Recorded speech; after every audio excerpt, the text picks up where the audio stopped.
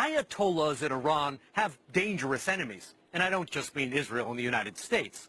One of the oldest and most bizarre of them is called the Mujahideen Halq, and you'll be surprised to learn just how well connected they are and who they've been paying.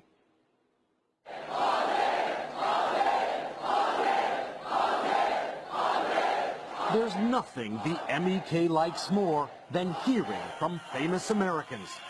So long, of course, as they stay right on message. Overthrow of the mullah's regime. Regime change in Iran. Has to be regime change.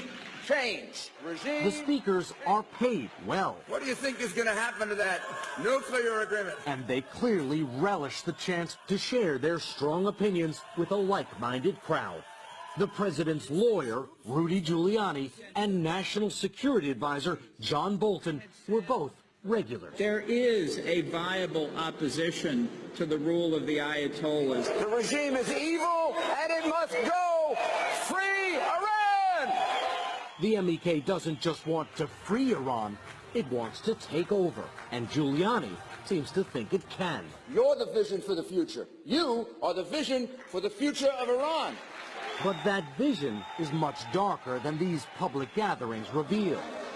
The MEK has a sinister past, and its promises of freedom and democracy sound hollow to those who know it best. You can't trust this group. They don't believe in democracy. I don't think any decent intelligence officer in America will think that they're trustworthy. Masoud Khodrbandeh used to run the security detail for the group's ruthless leader, Maryam Rajavi, who dreams of seizing power in Iran for herself. How would you describe them if you could sum them up in a few sentences? I would put just two words: destructive cult. They control them financially, they control them physically, they control them emotionally.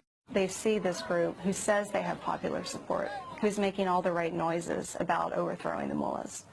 And they see that as a group that they can support. Journalist Joanne Stocker has been investigating the MEK for nearly a decade. She showed me a database of campaign donations to American politicians from organizations tied to the MEK. You've got people like George W. Bush, was given $1,000 in 2004. So I see here John McCain. So is this Republicans, Democrats?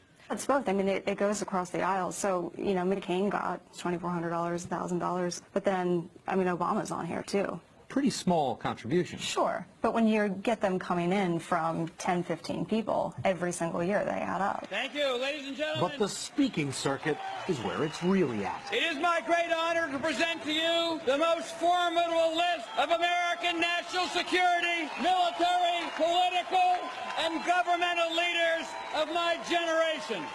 They pay people thousands of dollars, tens of thousands of dollars to go to their rallies and to speak in favor of them. John Bolton never disclosed how much money the MEK paid him, but Stocker ventured an educated guess. On the low end, $180,000, just based on what other people were making. 180. How do you come up with that number? Because other people were paid, we seem to have narrowed it down to about $20,000 to $30,000 a speech. No one really knows exactly where the MEK is getting all this money from. But Saudi Arabia is a pretty good place to start. I personally have brought money and gold from Saudi Arabia to Iraq for Mujahideen. You transported money and gold from Saudi Arabia? How did you do that? So it was 3 trucks of gold. With 3 trucks of gold? 3 trucks of bars? Gold. Yeah. I would say about a tonnage.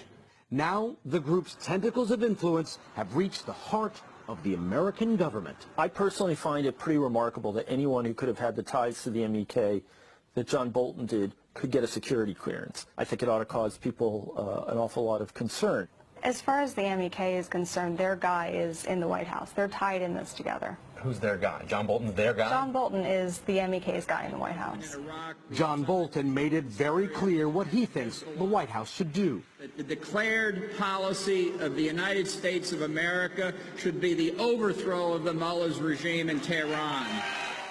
A recommendation he's now in a position to shape into policy. Before 2019, we here will celebrate in Tehran. Thank you very much. Bolton's office didn't respond to our request for comment. But Giuliani did. He remembered very specifically when his relationship with the MEK began, September 2008. But he said he doesn't remember how much money they paid him over the years. He called the group's past designation as a foreign terrorist organization a mistake. But private citizens don't get to make that call. And that's not even the only issue here. The people who give President Trump advice on how to deal with Iran, they get their advice from the zealots you just heard about in that story.